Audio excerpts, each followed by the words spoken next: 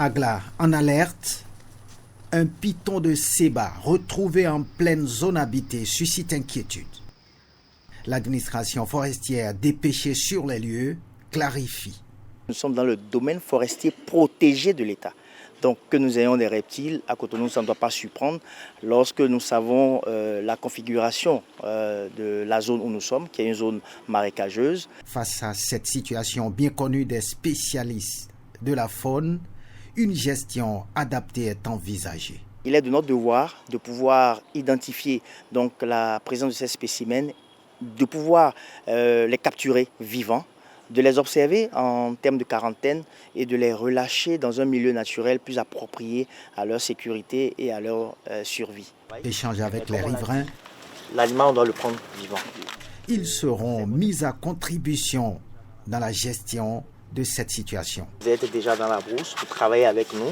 Donc aujourd'hui, nous allons vous aider également en mettant des dispositifs qui vont nous permettre de voir comment il bouge la nuit, par où il vient, par où il rentre. Donc en fonction de ça, nous allons bien disposer les pièges. L'œil de l'administration forestière rassure le chef d'arrondissement d'Agla. Il apaise ses administrés.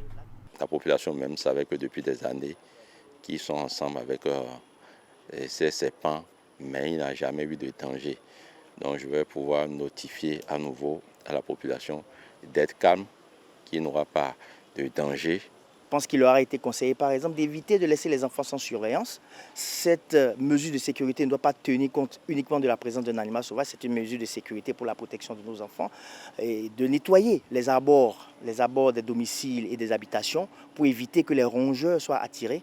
Et les reptiles, leur meilleure proie, la proie préférentielle de ces reptiles, ce sont les rongeurs. Donc d'éviter toute attitude qui pourrait donc amener les rongeurs vers les habitations. Donc, à Agla, l'alerte est prise au sérieux, tandis que les spécialistes veillent à une gestion sans risque pour les populations comme pour la faune.